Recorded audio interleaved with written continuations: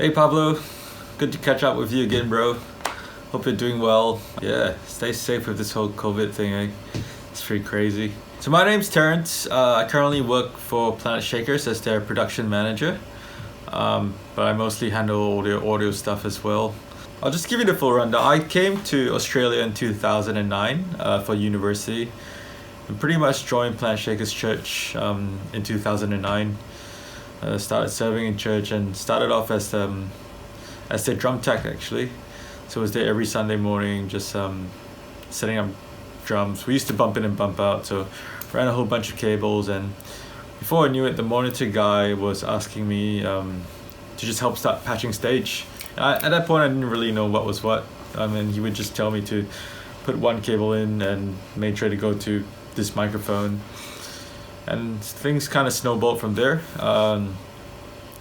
Just helped bump in, bump outs for a couple of years, and then jumped on the Mons board probably the third or fourth year. And started doing monitors pretty regularly. Started touring with Shakers probably in 2012 or 2013 actually. Yeah.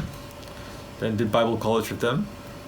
And then started doing front of house, and then yeah, it just kind of went from there. I think it all comes down to how confident you are in yourself. Obviously, knowing the technical aspects to everything plays a big role in that. But I think for myself, it was probably my third year doing sound consistently that I was like, oh, it finally sank in that I felt like I knew what I was doing. Yeah, like I said, from about 2012, 2013, I did a lot of monitors back then, probably for a good 2 to 3 years. And monitors is a great place to start because that's when you kind of get to know the band, the artists that you're working with, the genre of music that you're working with. And it plays an integral role in how you mix front of house, I personally feel. And that's the thing with mixing worship music live is so different from just a rock band. I think you need to be able to flow with the band and where the Holy Spirit is going. And really starting off at Mons has that level of intimacy, I guess, with the band that you can't get when you start straight from front of house. And you sort of start to notice all their quirks and nuances, and you can sort of vibe and flow off them very easily once you get to know all those aspects of it. The best thing you can do is just jump straight into it. Audio engineering is one of those things that you learn by being really hands-on. I don't think it's something that you can just kind of watch and apply. You kind of need to really get the industry experience. Just being able to put yourself out there. And yeah, just start chipping away at it. Don't be afraid. As you can see, we like the Midas systems. Yeah, great consoles. They just sound pretty amazing. It's all got to do with the head amp, and even the EQs are super reactive. And I think it's one of the consoles that we use at home, so that's something that we're super familiar with. At the end of the day, when we go on tour, we pretty much use a range of consoles ranging from Digicos to Yamahas to Midas, Soundcraft, a few Avids, although we don't get a lot in Australia, so we're not super comfortable with them. But yeah, I think the ability to tour and be comfortable on any console is something that's super important. So don't tie yourselves down to a single console. But yeah, definitely Midas, that's something that we're super comfortable with, super happy with. What systems do we request for tours, and what systems do we have in church? That's a good question. Regarding tours, I mean, we play in all sorts of venues, so that will range from big 15,000 seat arenas and up to live outdoor events.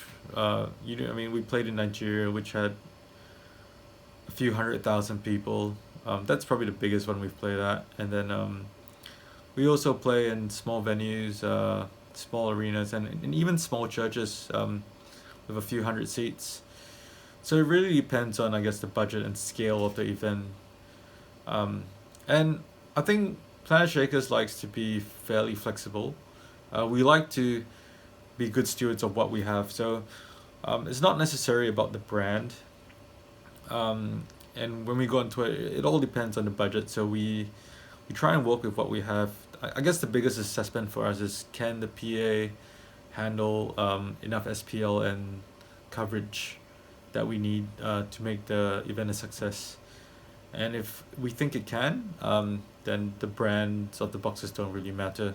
That's when a good system tech is really, really handy. And working with them to sort of gel the whole sound together makes a big, big difference. And obviously, if there isn't enough PA, that's when we would bring in subs or fills to sort of help fill those gaps. And same thing, brands don't really matter.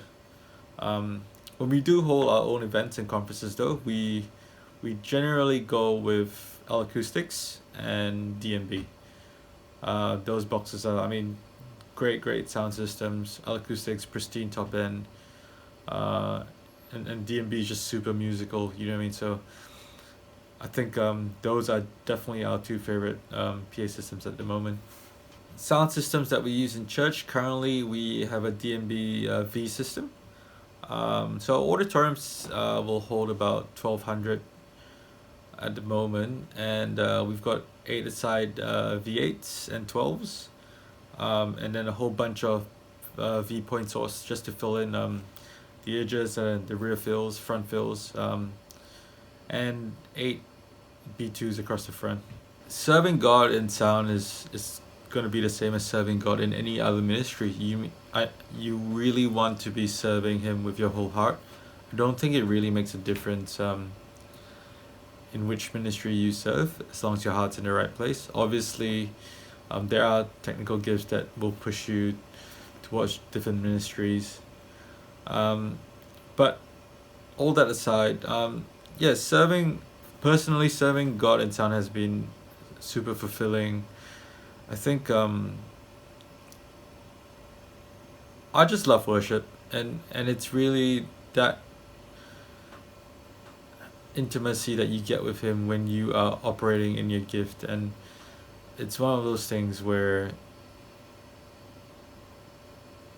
it's hard to explain. You know, it just feels super right. It's an act of worship, I guess, for me, and I just want to encourage all you guys as well, who serve in sound on a Sunday. Don't get too caught up with what's right or what's wrong, and really don't forget to worship, because that's the most important.